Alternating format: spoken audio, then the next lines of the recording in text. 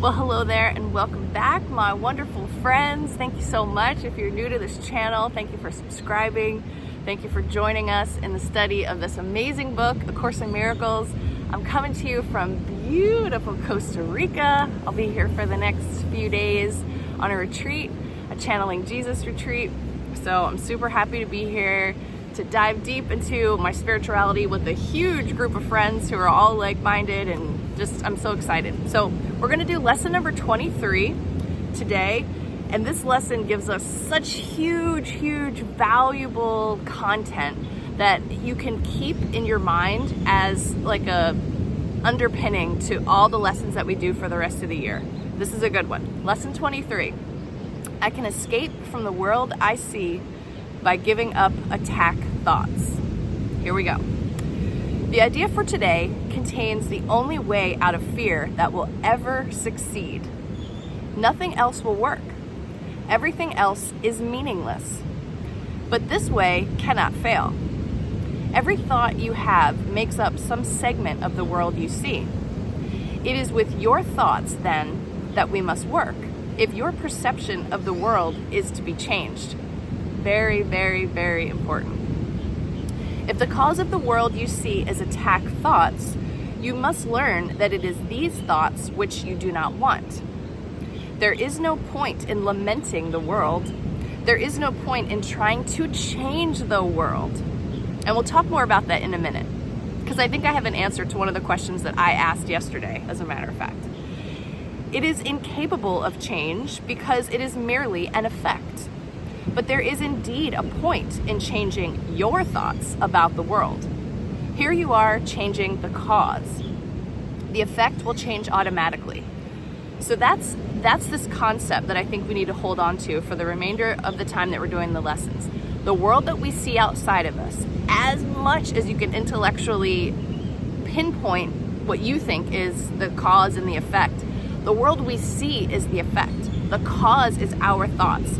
The funky, vision in our body's eyes that we see, our perception, which is more a deeper internal awareness that is like projected out into the world, those things are what we have to change. Now, to answer the question that I had from yesterday about should we care about things like human trafficking and child sex slavery, and should we take a position on, helping out or changing it, I think if you start with this mindset of I'm going to change the world by changing my own thoughts and asking Jesus for help and asking the Holy Spirit for help, helping me correct the deeply held unconscious beliefs that I have, that is going to make things different out in the world. And when you open up that space in your mind, you're going to have ideas as how you can help with some of these causes, so you don't stay in a perpetual victim status and you don't project onto other people who you believe, like the children involved, right? They're in perpetual victim status, and so you feel guilty because you can't do anything. You feel guilty for them and their parents and all this other stuff. It takes you out of all that. It's really a waste of energy to go there in the first place, although it may seem appropriate. So be gentle with yourself as you do this shift. All right, let's get back to this.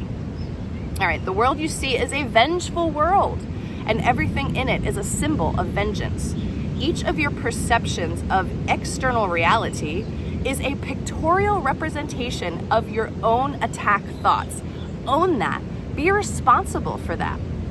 It's our own attack thoughts that color the way that we see the world, that color the passion with which we have for some issue that we're advocating for.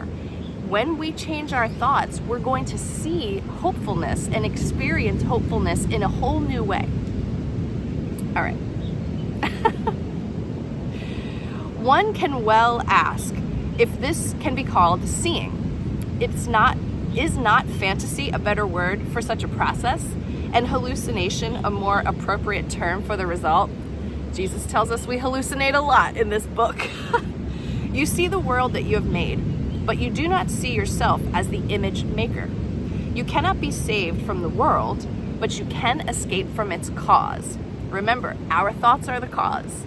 What we see is the effect, cause and effect. Begin to really meditate on that. Our thoughts are the cause, what we see is the effect. Don't let your ego tell you, oh no, the effect is this historic event that happened and all this, like it's all outside of you.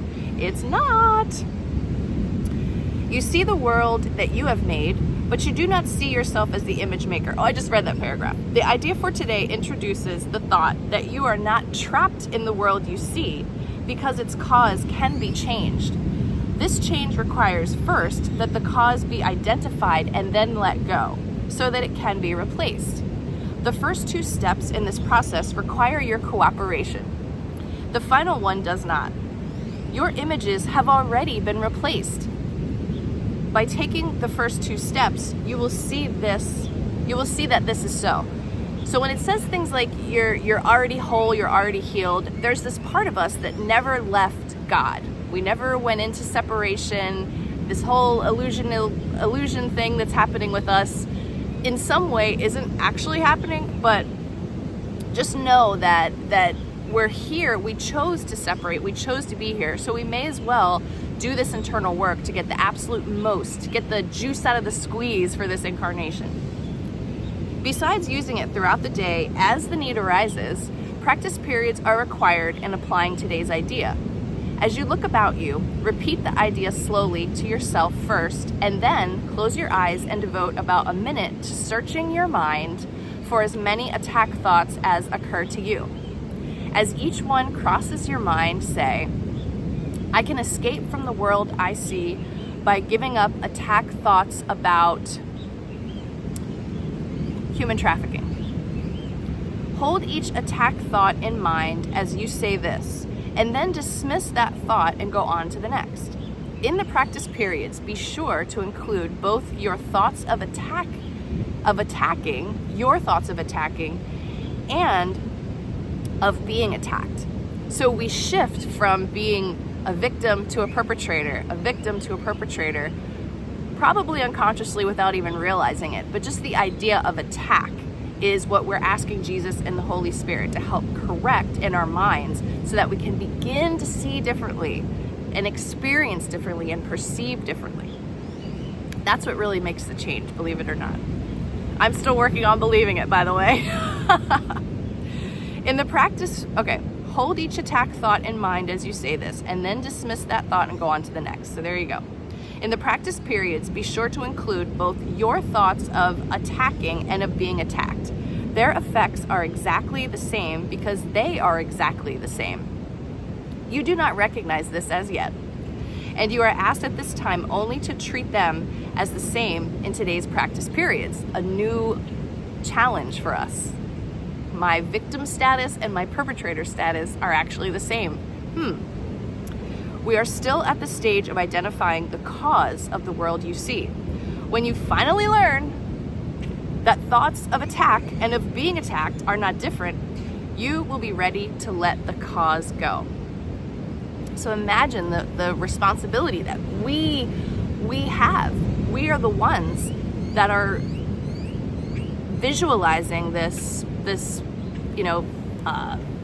sad world or unfair world or, violent, brutal world. It's inside of us. The seeds of that are inside of us. So that's what's being projected out. And I believe it's a collective shared thing as well, because we can easily go out and find other people that believe in the same things that we do. So one thing, I was reading the Ken Wapnick notes for this lesson, and he says, don't be confused with not taking any action. Like if you feel like you want to advocate for the environment or the planet, you want to go plant a lot of trees and you want to, gather people together and create a movement, that's beautiful. And as long as you're coming from this place of understanding how your mind works, you're going to be so much more powerful and so much more effective. So it's okay, do all the good things that you're doing out in the world. Gather people together, talk about your passion, come up with solutions if you identify problems. But understand that, start the day knowing that it's your attack thoughts, your victim thoughts, and your thoughts of attacking others. This is judgment and all of that is actually causing what you see. And you can still take action. So know that, continue to take your right-minded, loving, compassionate action and watch the world in front of you change. It's like I got to change. I went from being in Florida to Costa Rica. That's a pretty cool change. Have a wonderful day, everyone. Enjoy this lesson. This is a really important one. Think about it deeply, and I'll be back here with you again tomorrow. Lots of love.